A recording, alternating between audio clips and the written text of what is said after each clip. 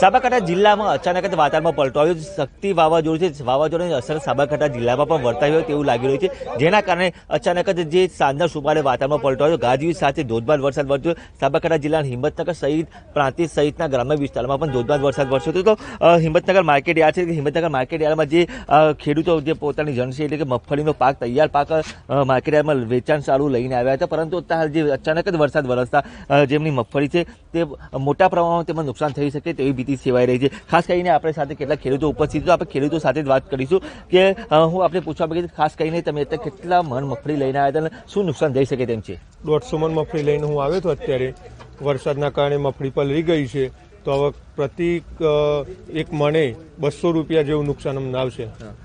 ખાસ કરીને આ તો માત્ર અહીંયા માર્કેટ યાર્ડમાં લઈને, આ ઉપરાંત તમે ઘણા એવા ખેડૂતો જેને મગફળી કાઢીને ખેતરમાં પણ પડી છે, તેમાં કઈ રીતે નુકસાન થઈ શકે? માર્કેટ યાર્ડમાં લઈને જાય તો શું નુકસાન થઈ શકે? ટોટલી મગફળી પલળી ગઈ છે.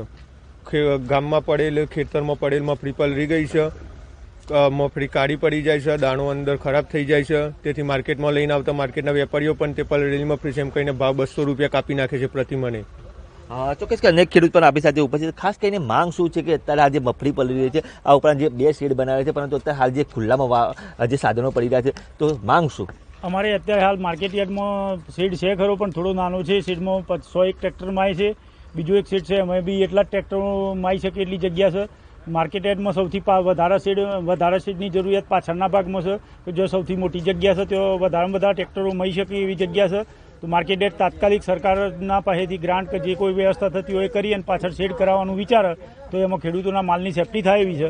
અંદાજે કેટલા ટ્રેક્ટરો અહીંયા પાછળના સીટમાં લગભગ 1800-2000 જેટલા ટ્રેક્ટરો પાછળના સીટમાં સમાય છે. આગળના સીટમાં તો બહુ નાનો સીટ છે, એટલે ત્યાં ટ્રેક્ટરો 100-150 થી વધારે માતા નથી. તો કે ખાસ કરીને ખેડૂતોની અત્યારે હાલ તો એક જ માંગ ઉઠી છે કે જે પાછળનો શેડ છે, કે પાછળના શેડ જે મોટો શેડ બનાવવામાં આવે અને જે ટ્રેક્ટરો પલળી રહ્યા છે કે તેમાં નુકસાન ના જાય તે માટેનું પણ આયોજન કરવામાં આવે તેવી હાલ તો ખેડૂતોની માંગ ઉઠી છે. પરંતુ જે અચાનક જ વાતાવરણમાં પલટો આવે અને જે વરસાદ વરસ્યો અને તેના કારણે ચોક્કસ કહી શકાય કે ખેડૂતોના જે મગફળીનો પાક છે તે મગફળી જે વેચવા જશે તો તેમાં 100 થી 200 રૂપિયાનું નુકસાન થાય તેમાં નવાઈ નહીં.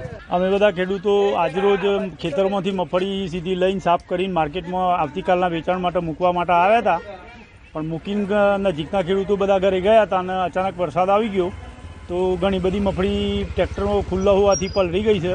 અને અમુકના જે દૂરથી આવેલા ખેડૂતો અમુક ઢોકીને લઈને આવ્યા હતા, તાટપત્રીને એવું. નજીકના ખેડૂતો તાત્કાલિક ઘરેથી તાટપત્રી, મેણિયા ને એવું બધું લઈને દોડવાનો પ્રયત્ન કર્યો, પણ આવતા પહેલાં તો વરસાદથી ટેલરોમાં પાણી ભરાઈ ગયું હતું અને બધી મગફળી ભીંજાઈ ગઈ છે. એટલે આવતીકાલે વેપારીઓ ભાવમાં બી અમને મારશે એવું અમને લાગે છે. આ ઉપરાંત જે અંદર ખેતરમાં જે મગફળી હોય એનું શું નુકસાન થશે? ખેતરમાં હજુ તો ઘણી મગફળી લેવાની બાકી છે. જે અમુક ખેતરોમાં પાથરા પડ્યા છે, અમુક ખેતરોમાં હજુ કાઢવાની જમીનમાંથી બાકી છે. એટલે બધું ઘણું બધું નુકસાન થશે. આજુબાજુના વિસ્તારમાં ખૂબ વરસાદ પડ્યો છે, અડધો કલાક જેવો. અમુક ખેતરોમાં પાણી ભરાઈ ગયા છે, એટલે નુકસાન તો ઘણું થશે ખેડૂતોને.